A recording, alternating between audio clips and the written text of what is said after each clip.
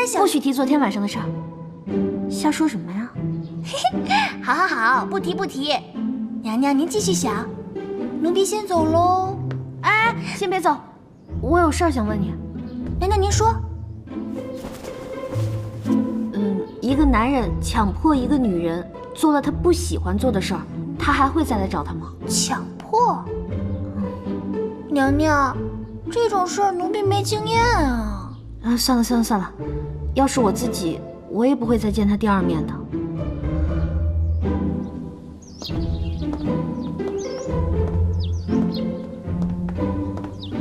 皇上，您早上上早朝的时候就不对劲，您有什么烦心的事，跟奴才说说，奴才就算帮不上忙，也能为您排解排解啊。相公公，朕正要问你，昨日朕醉酒，夜宿兴圣宫，你为何不拦着朕？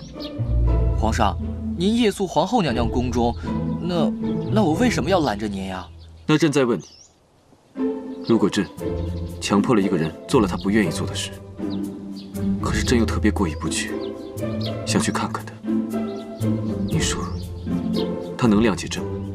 皇上，您可是95之尊的皇上呀，不存在强迫谁做什么。就算要是做了什么，那也是您对他的雨露恩泽，他会感激您的。朕是说，如果换做一个普通人，他能不能谅解？如果是普通人的话，那就不会了。那如果这个人带着10万分的歉意去见他，会不会得到原谅？那得看是什么情况了。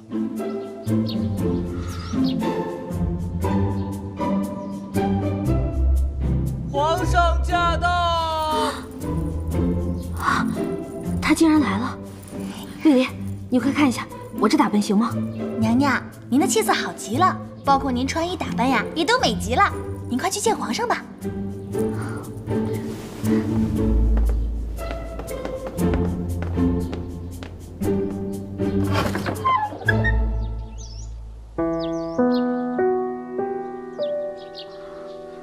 皇上，既然来了，怎么不进屋啊？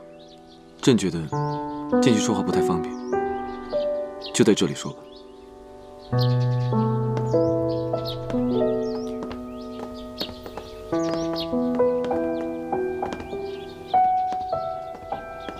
想来就来，想走就走，想去哪儿就去哪儿，这不是您说的吗？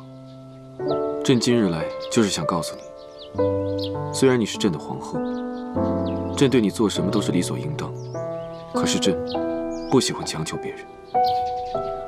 做都做完了，说这些不觉得太虚伪了吗？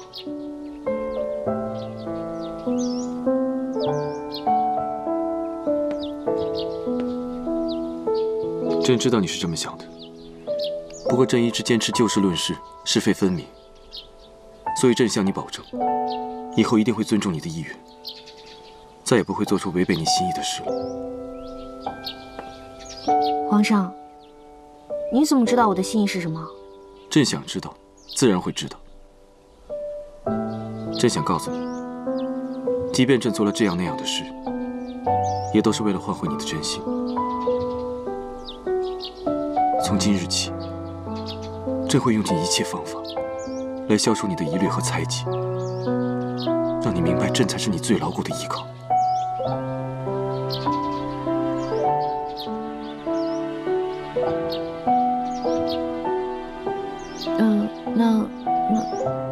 那你打算怎么做？从即日起，朕若是再得不到你的真心，就不会再碰你一根手指，更要与你保持距离。保持距离？你最好说到做到。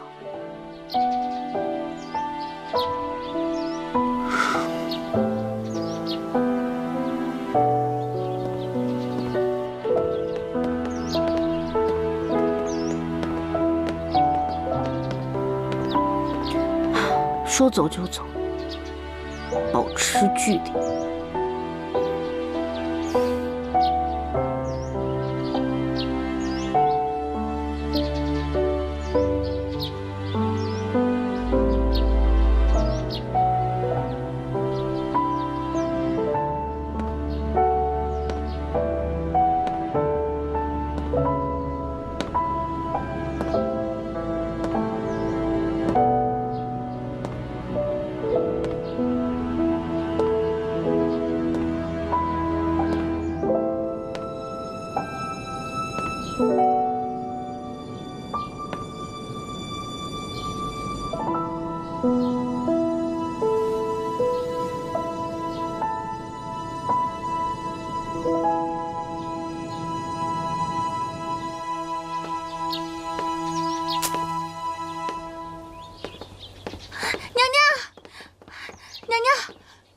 消息称，皇上和强公公去幽兰殿了。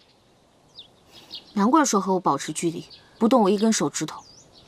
合着又想起江氏的好了。按理说，我身材比他好。不对，可能是我自己的眼光。对呀，娘娘，怕就怕皇上和我们的眼光不一样啊。绿篱，你还是去看看吧，看看什么情况。嗯。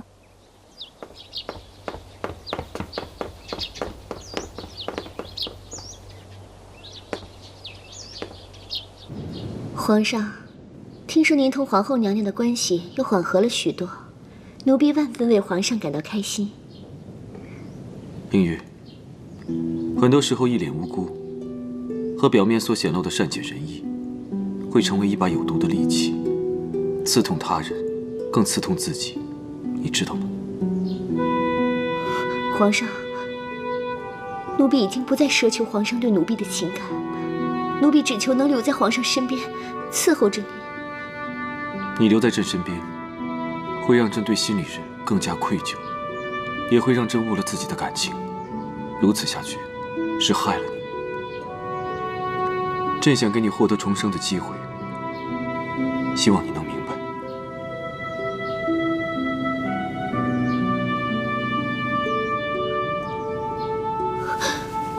皇上，求您别让奴婢离开您。来人，赐酒。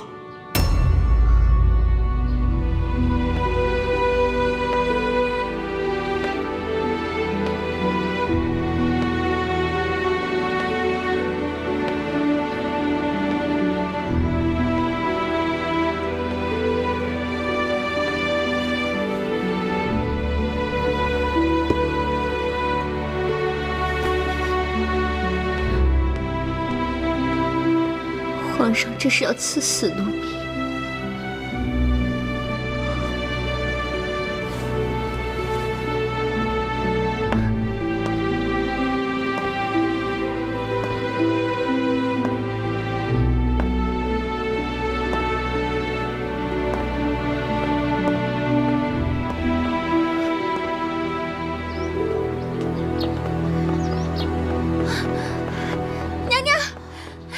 怎么回事？大事不妙！我去了之后，门口有侍卫把守着，不让我进去，说是皇上有事要谈，任何人不得入内。有事要谈？我看是要谈情说爱吧。不行，齐胜他想把我从皇后的位置上拉下来，想都别想。走。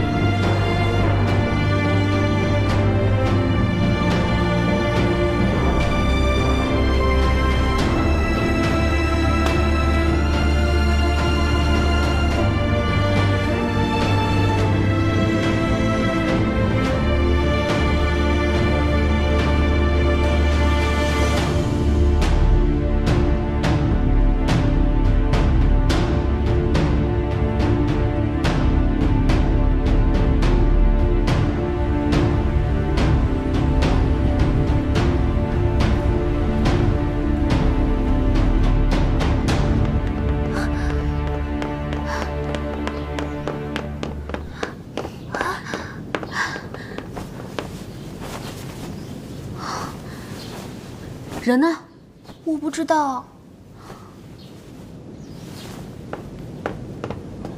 参见皇后娘娘。住在这里的人呢？发生什么事了？回娘娘的话，奴才也不清楚，只知道不久前这儿的那位被赐了一壶酒，然后人就不见了。强公公命奴才来打扫。赐酒？齐生不会赐死他了吧？他是怎么想的？娘娘，他这种人，只要不在皇宫里，管他是死是活，何去何从，跟我们也没什么关系了。说的也对，管他齐生是怎么想的，只要江氏不留在宫里，就不会对我造成威胁。走。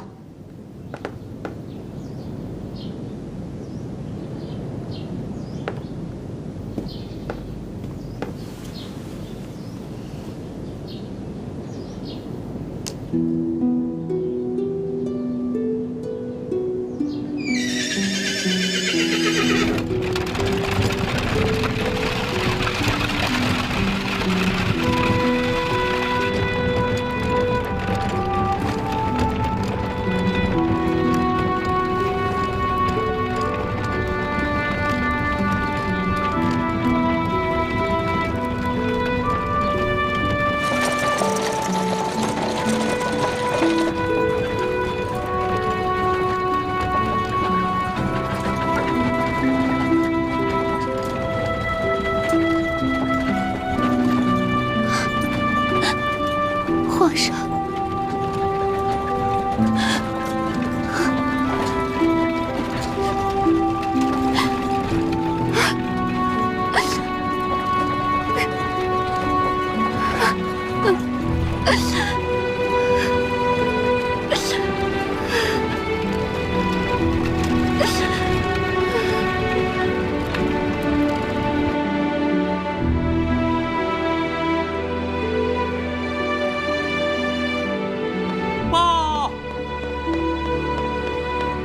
皇上急报！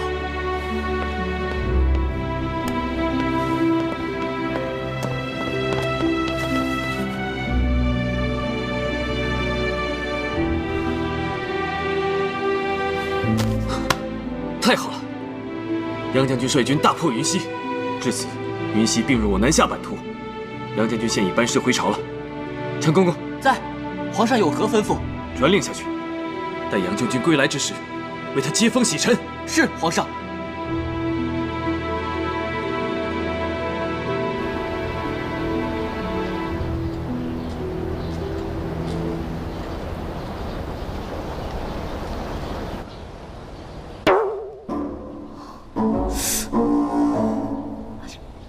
这青春期都过了，怎么还长痘啊？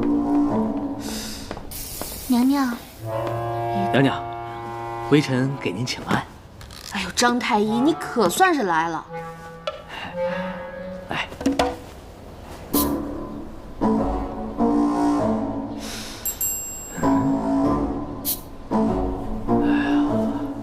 娘娘，您这是阴虚火旺而导致的面目生痘，是缺乏什么？缺乏。你要说的我都明白，退下吧。啊，那臣先行告退了。哎。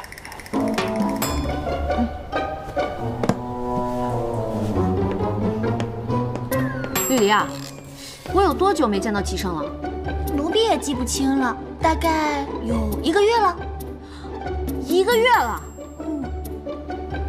娘娘，明日可就是为杨玉将军接风洗尘的日子，您这一脸的痘，怎么面圣呀？明天就能见到齐生了。那我这一脸的痘终于有救了。明天，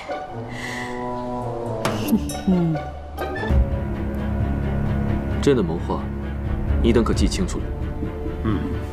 皇上果然是好计谋，臣都记清楚了。朕的这个办法，只是委屈了杨将军。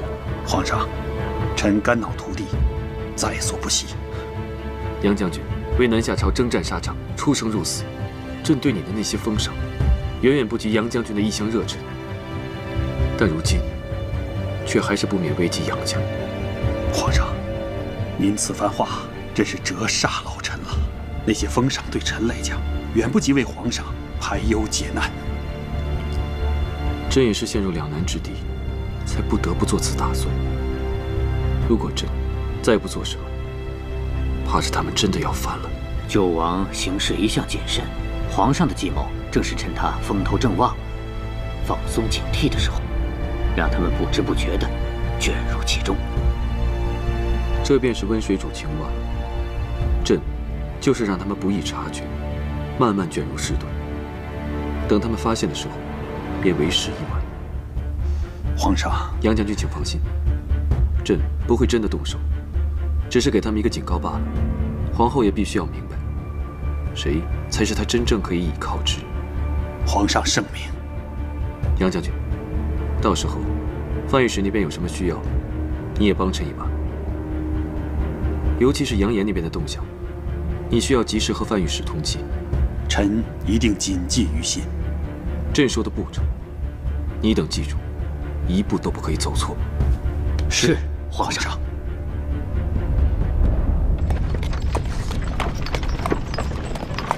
杨家大获封赏，我们更要谨言慎行。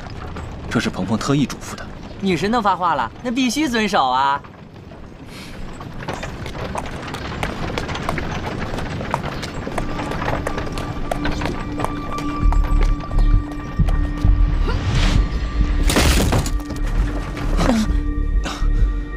什么情况啊？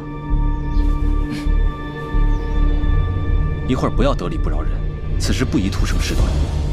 放心吧。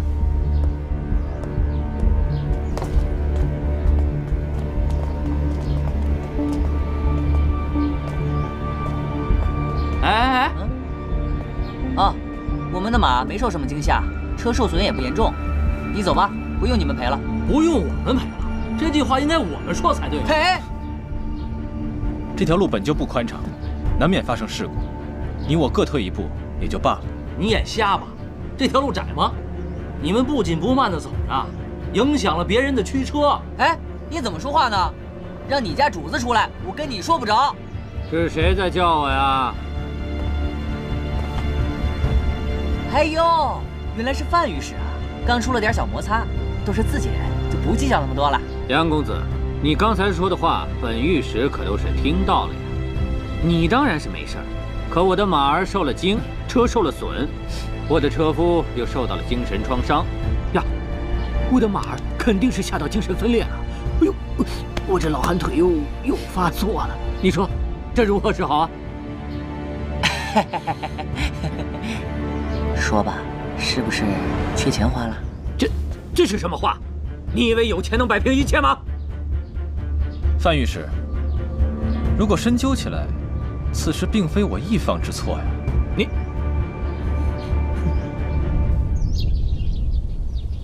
你说的事情，朕都明白了。原本是场交通事故而已，只是九王和杨玉的小儿子仗势欺人，对你大打出手。可是如此。是啊，皇上，那杨延将我的车夫暴打，我的车夫不堪受辱，昨夜投河自尽了。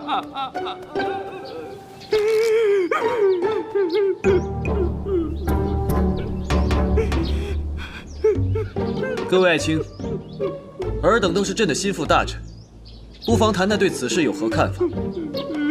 禀皇上，九王那里当人的行事作风，大家早都在背后议论纷纷了。对于那人干的那些事情，大家心头很不满意。确实如此啊！对于他们的种种做法，那简直是罄竹难书啊！他们如此嚣张，背后可还有别人撑腰？这，皇上，这个事情要是一直追究下去，可能会波及波及什么？皇后，张家，朕乃一国之君，朕需要顾及谁的颜面吗？皇上，这事儿要是深究下去，确实波及到皇后娘娘和张家呀。对头，还有跟九王关系好的那些王爷也脱不了昭昭。好，既然如此，那就给我查下去。朕给你们3天时间，给我一五一十的查出来。是，要得。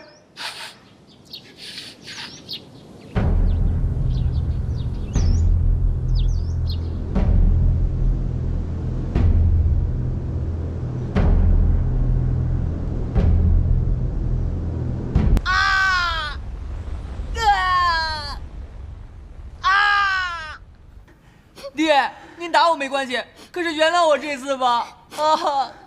你这个不孝子，你早晚要毁了列祖列宗的英名。我不就碰瓷儿了吗？这事儿不赖我。你还敢狡辩啊？你以为你是官2代、富2代，你就能为所欲为、目中无人了吗？你爹我的老脸都让你给丢尽了。皇上吉祥。免礼。启禀皇上，您吩咐的案子现已查清，九王党羽的罪证昭然若揭，请皇上明察。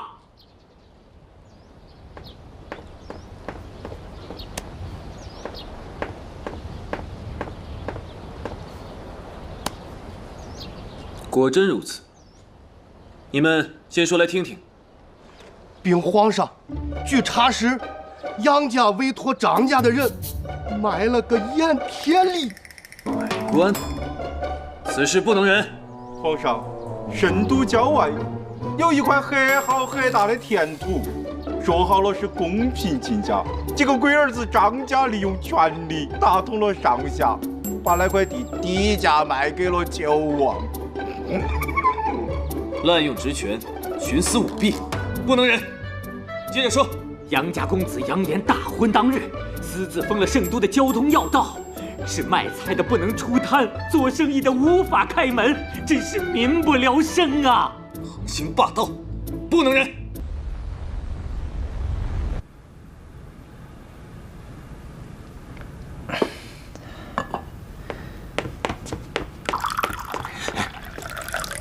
九弟呀，你怎么还有心情喝茶？你没听说事情闹大了吗？听说了。现如今啊，皇后和杨言那儿，我们都不便再相见了。现在只有你我2人商量此事，你有什么对策吗？以我对皇上的了解，他若真的想办我们，我们就没有办法。没有办法是什么办法？我也讨厌这种束手无策、如瓮中之鳖的感觉。你以为我不想做什么吗？可是现在无论我们做什么，都已经为时已晚。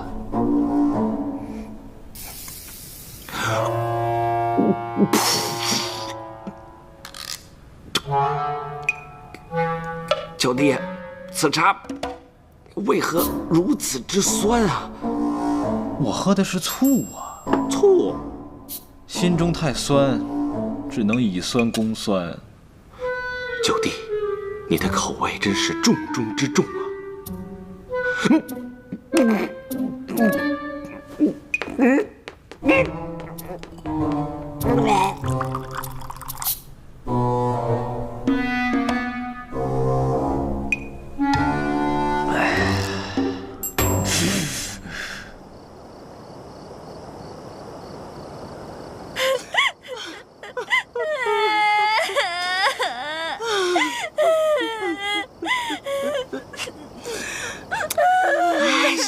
你们俩这2重唱能不能停一会儿啊？把我这脑子都给哭断片了！事情发展成这样，娘知道你在强忍着，你别为难自己，想哭你就哭吧啊！是啊，娘娘，遇到这么大的事儿，哪个女人不得痛痛快快的哭一场啊？你别坏了自个儿。齐生他不仅占了我的便宜，还把我逼到这个份上，这也是我万万没想到的。但是当务之急，我们是要想对策、想办法。哭有什么用啊？哭！娘娘，您先别管有用没用，你跟着我们一块儿哭，这样排毒。你每天把自己画得像个面粉娃娃一样，你这样哭起来可真吓人。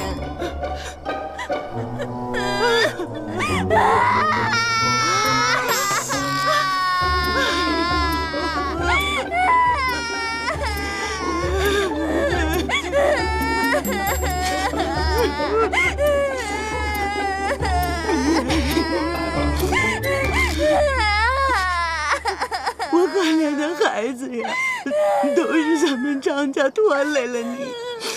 你不知道，你父亲和你叔父都已经革职查看了，恐怕这次皇上是要来真的了。您就放心吧，我一定不会袖手旁观的。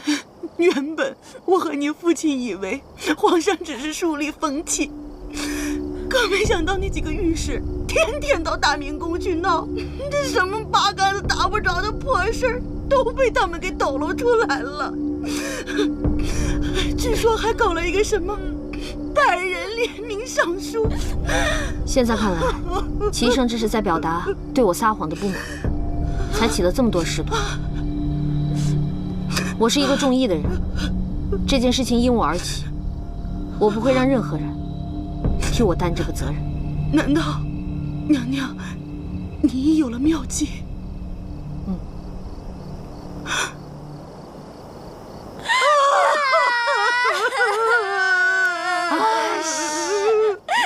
别哭了，别哭了。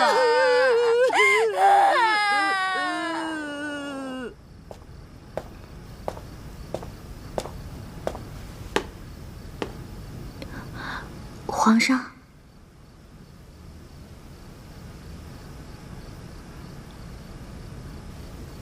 你这身装扮，鹏鹏觉得，作为皇后，总在人群中五彩斑斓、金光闪闪的惹人注目不太好，还是素净一些。皇后为何突然有了这等觉悟？这段时间，我做了深深的自我检讨。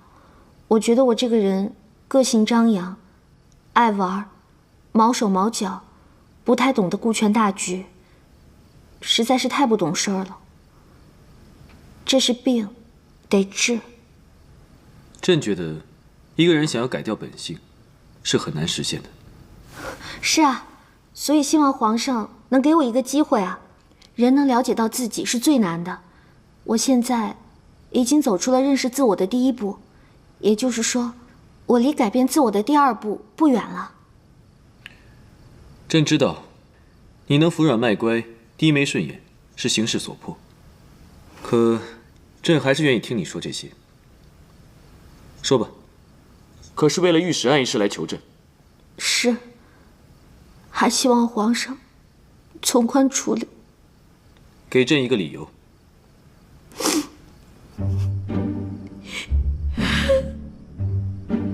杨爷那孩子还小，年少轻狂，血气方刚，不懂事儿。再说，他爹也老了，一辈子征战沙场，才换来我们的安稳。接着说。再说九王，鹏鹏平时确实与他多说了两句，但是绝对没有越轨的行为。鹏鹏对他更是没有任何非分之想。好了好了，别哭了。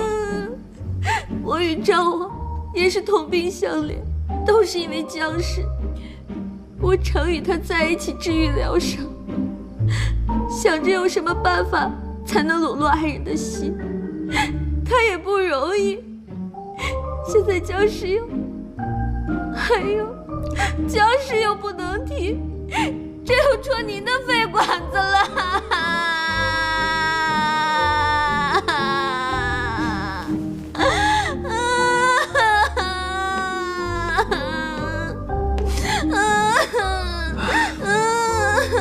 好了好了，不要哭了啊！别哭了，你这个哭法朕可受不了。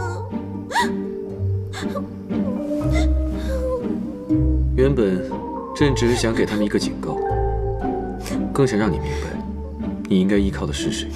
那还用说吗？我早就想好了，我最应该依靠的就是皇上您呐。但愿你是真的这么想。等风波过去后，朕会从轻处置，你不要再哭了。皇上此话当真？君无戏言。皇上，您之前说过要得到我的心，我觉得只要您愿意，那些都不重要，我随时都可以。不管您是哪里不舒服，哪里不得劲儿了，随时来新寿宫找我。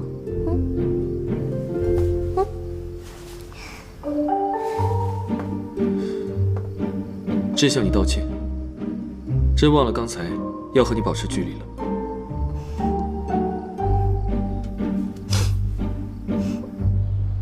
奉天承运，皇帝诏曰：张陵从军中开除，永不复用。杨玉削其爵位，夺其兵权。杨玉之子杨炎收回其宅院2处。九王降为郡王，罚3年俸禄，钦此。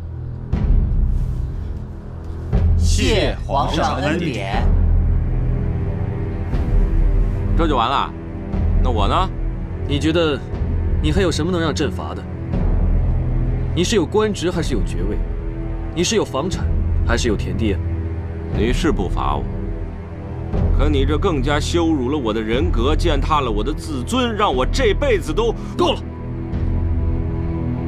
这次的事情，让朕给强压下来了。朕只愿你等今后严于律己，洁身自好。都下去吧。臣谢主隆恩。谢主隆恩。哎妈呀！鬼！鬼啊！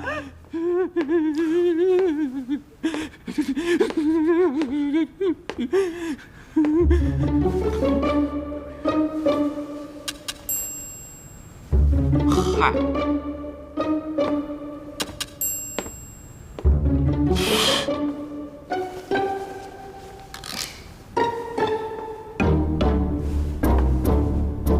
没想到娘娘的装束还真流行起来了。没办法呀，虽然过去了几日，风声依然很紧，只得伪装前来。先说正事吧。哎，两位辛苦了，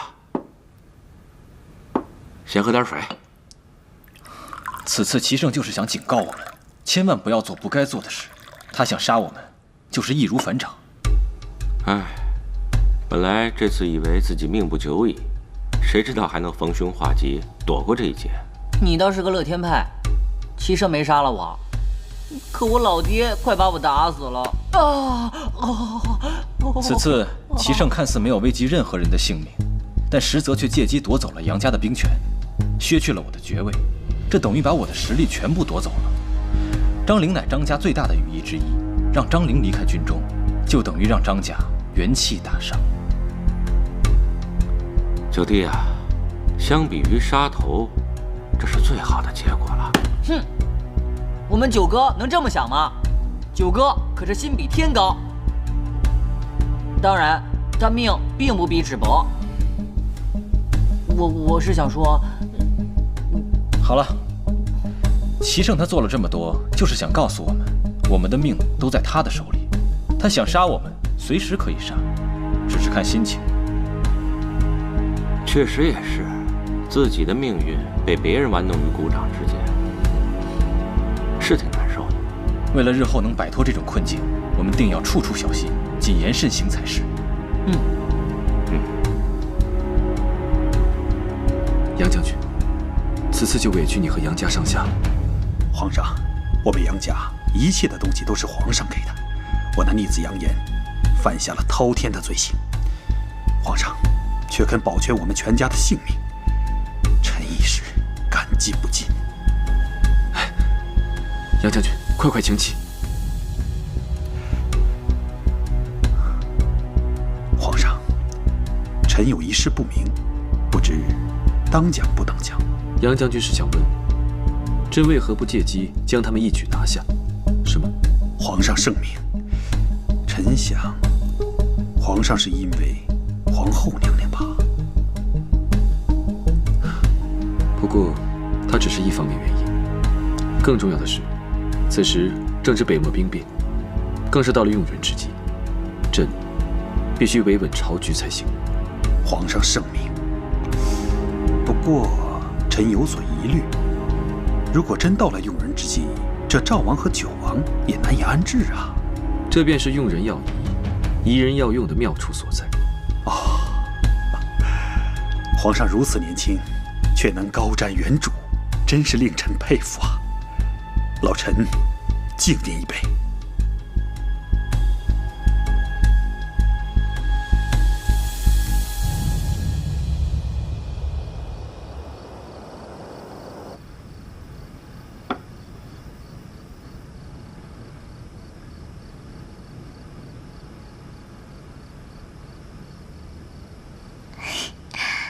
娘娘，咱们这次呀，算是躲过了一劫，这说明皇上是真的心疼您、顾及您呀。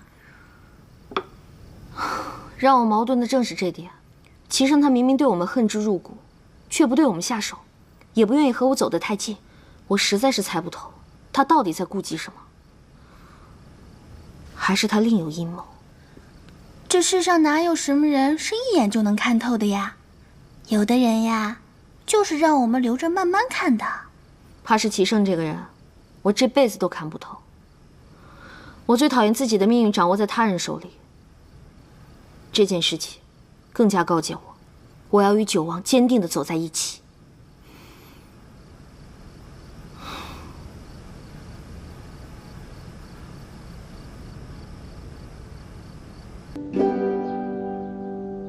强公公到。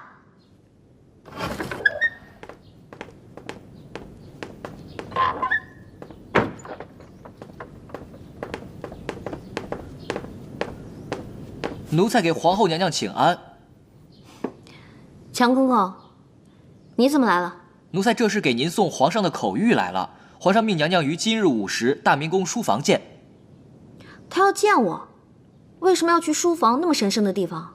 娘娘，皇上还有一个口谕，那就是不得问为什么。就爱跟我玩这种虚的。娘娘，您一定要去啊！皇上说不定给您准备了浪漫大礼呢。大礼？最近怎么了？怎么都送我礼啊？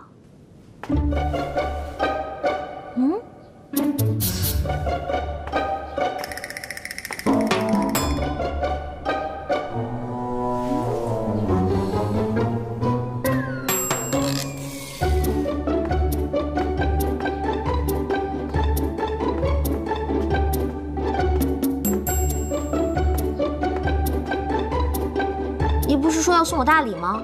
礼物呢？这就是朕送给你的礼物啊。你确定？那我可就不客气啦。张婆婆，你这是做什么？难道你送我的礼物不是抱抱？朕的意思是，这些书是朕送你的礼物。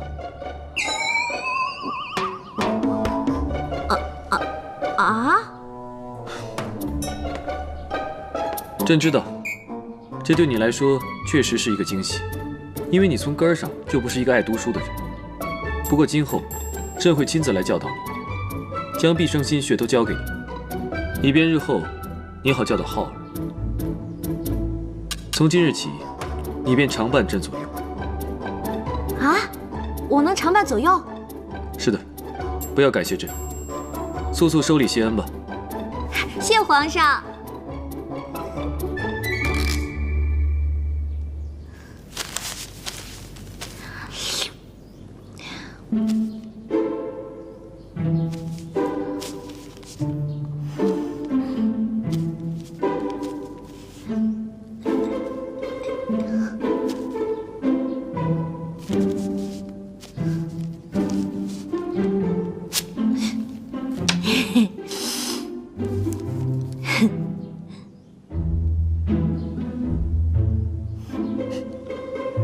你脸上沾了墨汁，先擦擦脸吧。啊？是吗？人家自己看不到嘛。要不然，皇上您帮我擦。这里没有外人，不擦也罢。朕先看看你的字。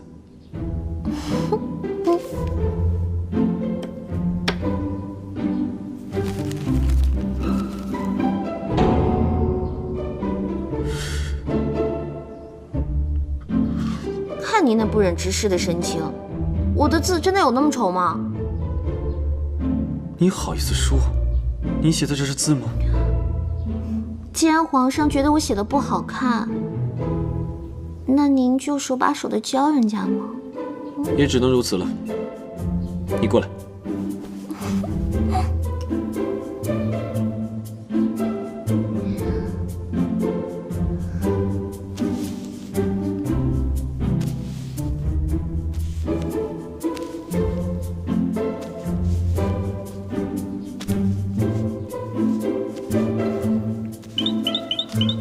你看，“朕”这3个字写得如何？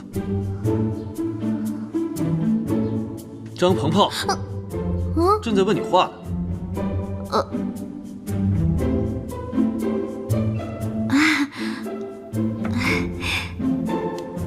您看您这手，细柔白净，粗健有力，准能写得一手好字儿。皇上，您就再手把手的教我一会儿吗？我准能得到你的真传。你先松开朕的手再说。您不知道，人家多羡慕您这双手。也许您不觉得，这双手有多好。以后就照着朕的这3个字写，先练300遍。多少遍我都不在乎，我只有一个小小的要求，就是以后皇上要手把手的教人家写。你自己写。你要谨记，与朕保持距离，好好练字。一旦偷懒，朕便会治你的罪。这，也就是说，我以后要一个人在这孤灯下练字。这练字只是第一步，朕以后还有很多别的要教你。啊？还有别的？那好啊，赶紧的，来吧，我得赶紧写。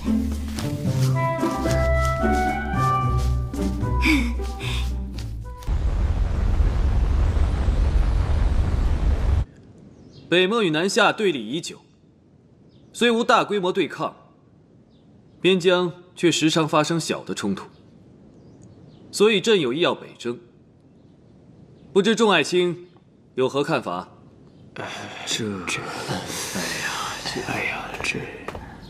臣有一言，不知当讲不当讲？不当讲的话，就不要讲了。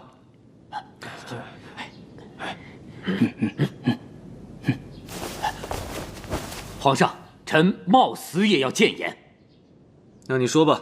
朝中上下都在议论说您不想维持和平状态，又想出兵北漠，是因为个人喜好征战，如此是大大的消耗国力呀，皇上。皇上，民间也都在议论，说您欲要北征，是借着出征的名义，用民脂民膏来游山玩水。皇上，朝廷与民间的回应不可不重视啊！请皇上三思啊！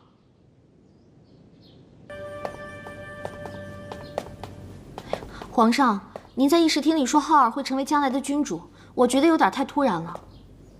一点都不突然，朕早就有此打算了。我觉得您这句话说得太早了点儿。皇上您还这么年轻，将来会有好多好多的儿子，万一出现一个您更喜欢的，您说到那个时候您该怎么办？我们浩儿该怎么办啊？你这个人真是古怪啊！朕要将皇位传给浩儿，难道不是一件高兴的事吗？你为何要说出这样的话？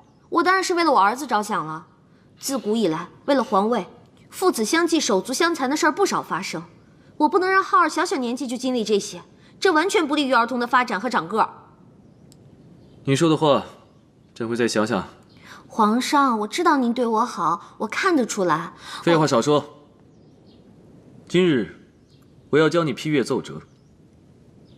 批阅奏折多无趣啊！你也累了半天了，还是早点洗洗睡吧。大白天的睡什么觉？我还有更重要的事情要和你一起做。坐下，你看看这个。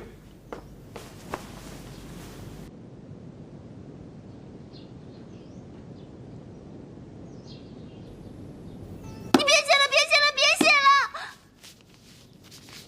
娘娘，你今天的量已经完成了，您快去睡觉吧。我原本以为啊，齐胜这是拿栽培我当借口，故意来和我谈恋爱的。现在看来，他这是要整死我呀！娘娘，皇上既然对您苦心栽培，您就听他的话吧，要不然您要完成的任务将会越来越多，那样的话，您就永远也完不成了。接下来就是见证奇迹的时刻。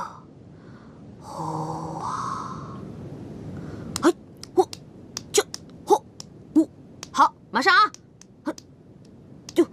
！81、82、83、张鹏鹏，你如此的不长进，你知不知道时日已经不多了？谁时日不多了？皇上，我肯定会长命百岁的，咱们俩有的是时间相处。张鹏鹏，你再这样下去是会亡国的。啊？这都哪儿跟哪儿的话呀？不用扯上亡国这么严重的事儿吧？让你写字你不会，让你蹲马步你不行，让你练好身体你也做不了，你到底会做什么？切，我会的可多了。再说了，我会的你还不一定会呢。朕倒想听听，有什么事是你会，而朕不会的？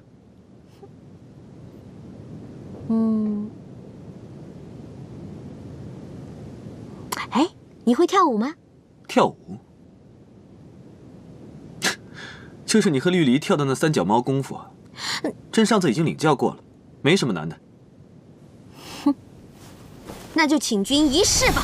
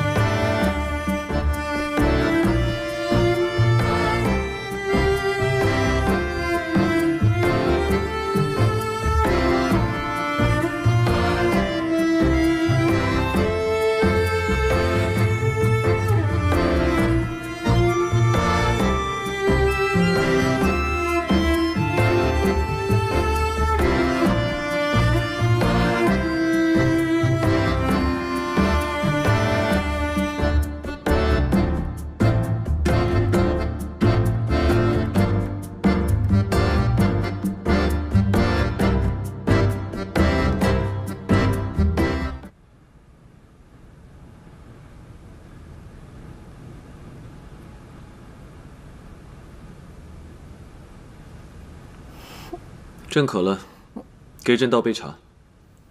啊。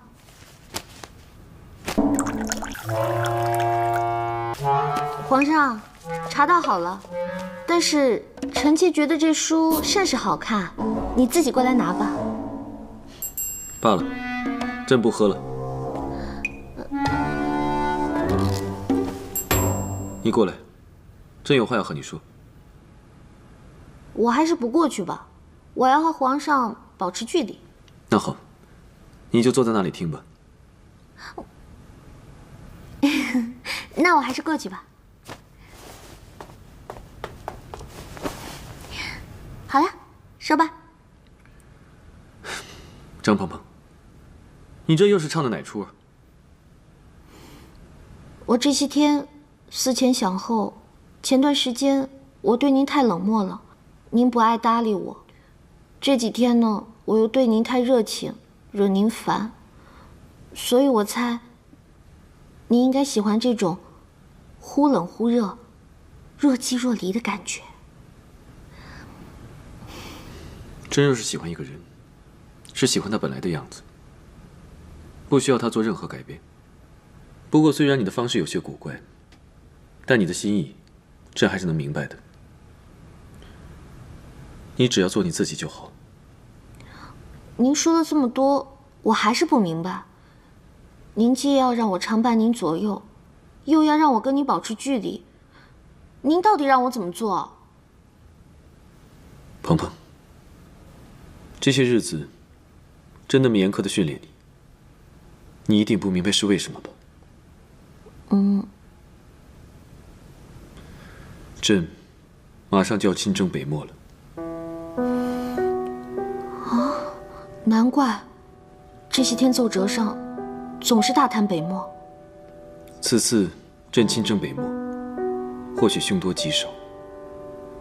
万一朕回不来，浩儿便理所当然地继承皇位，而你便要辅佐浩儿。你若是不懂朝政，被奸邪之人夺了权，恐怕你母子二人都不会好过。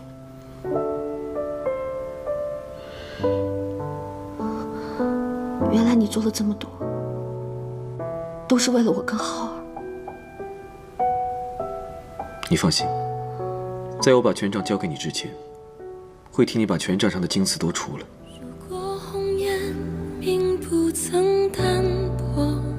朕只想问你，你希望朕活着回来吗？有没有传说？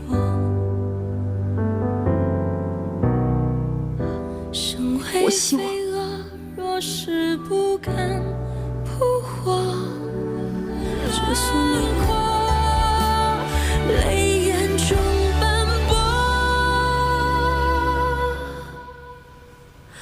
望着却无法触摸，还是可念不可说。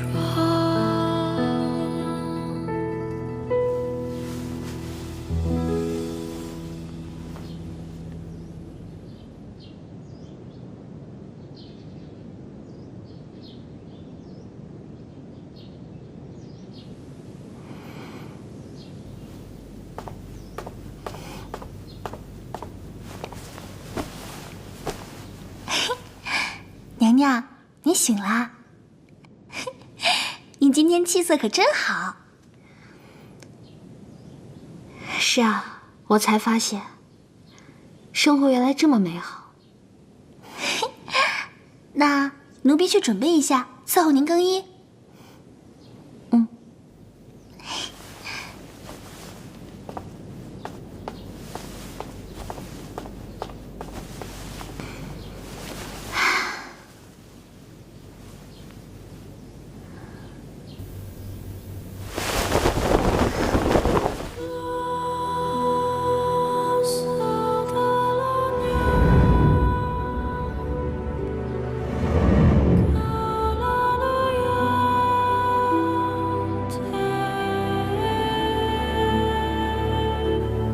好久没有这样认真地审视过自己了。我一直都不能接受我这个身体，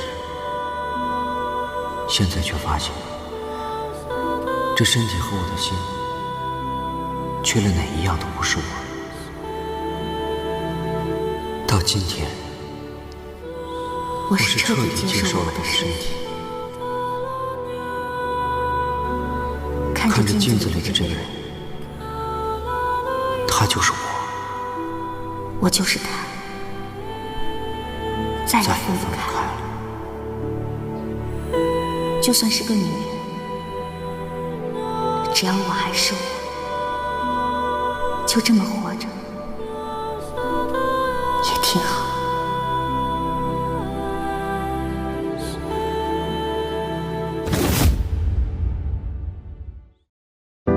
如果红颜并不曾淡薄，这世间